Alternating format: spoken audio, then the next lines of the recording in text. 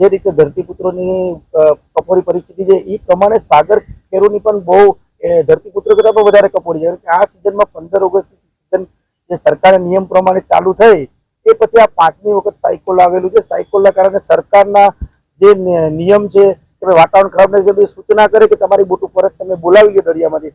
એટલે અમે બધા આગેવાન તરીકે અમારી જેટલી બોટો હોય એ બોટોને બધાને ફિશિંગ પૂરી કરવા વગર પરત બંદરમાં બોલાવીએ છીએ. આ સિઝનમાં 5મી વખત આ બનાવ બને છે. એટલે આ વખતની એક પણ સિઝન માછીમારે પૂરી થઈ નથી. હરેક સિઝનમાં બોટને અધૂરી ફિશિંગ માટે જ બોલાવી પડી છે. એટલે માછીમારની બહુ કપોરી હાલત છે. જેમ કોરોના કરતી માછીમારોની બહુ હાલત બેરોજગાર જેવી થઈ ગઈ છે. એમાં તેમના ઘરના દાગીના છે, પછી બેંક મકાનના દસ્તાવેજો છે, એ બધા અત્યારે બેંકમાં છે. લગભગ બેંકના બોટના જે કોલ કે લાયસન્સ કે ને એ લાયસન્સ ઉપર પણ બધા માછીમારના 90% ગીર સોમનાથના માછીમારના બધા બેંકમાં લોન ઉપર છે. તો માછીમારીને હવે પરિસ્થિતિ એવી નથી કે પોતાના પગ પર ઉભો થઈ શકે. એટલે સરકારને મારી વિનંતી છે કે જેમ તમે ખેડૂતોની રાહ આવ્યો છે એ પ્રમાણે માછીમારની પણ રાહ આવો કે જેથી કરીને માછીમાર પોતાના ધંધા રોજગાર ચલાવી શકે અને માછીમારની એક બોટ ચલાવવાના કારણે 100 પરિવાર નીભે છે એમ સરકાર ના કરાય છે. ખરેખર સરકારને માછીમારની જે હાલત છે એના ઉપર અત્યારે સરકારને ખરેખર ધ્યાન રાખવું જોઈએ. હું અહીંના અમારા નેતાઓને ખાસ વિનંતી કરું છું. જે માછીમારના જે વોટ બેંક છે તમને ખ્યાલ જ છે કે માછીમારની અત્યારે પરિસ્થિતિ કેવી છે. માછીમાર ભાજપ સરકાર સાથે જોડાયેલું છે અને વર્ષોથી જોડાયેલું રહેશે. પણ મારી સરકારને વિનંતી છે કે માછીમારની અત્યારે હાલત બહુ ખરાબ છે.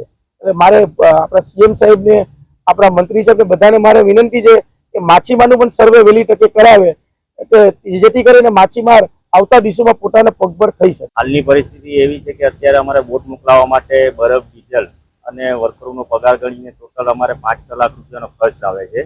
જો ફિશિંગમાં અમને મોકલાવાના થાય એટલે અમારે 20 થી 25 દિવસ કરી એવું એડવાન્સમાં અમારે હાડીને મોકલાવવું પડે છે. પણ જ્યારે આ વસ્તુ અમારી બોટ જાય છે તે તરત જ અમને 7-8 દિવસ ફિશિંગ માન અમે ગયા હોય પણ આવું સાયકોન ખરાબ થાય એટલે પરત પાછી બોટ બોલાવવામાં આવે છે. જેથી કરીને અમારી ફિશિંગ અધૂરી રહી જાય છે. એટલે અમારો જે ખર્ચ છે એ પણ અમારો પૂરતો થતો નથી અને અમને જે કંઈ ખર્ચ છે એ સામે અમને વેઠવો પડે છે.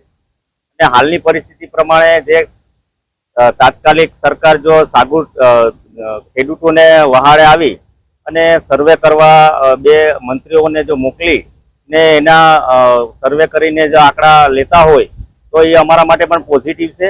આવી જ રીતે અમારા માછીમારોને એ સર્વે કરી અને સર્વેમાં જે કંઈ નુકસાન અમારું થયું છે એને પણ એક પોઝિટિવ વસ્તુ વિચારી ને અમારા માટે આ એક પેકેજ જાહેર કરી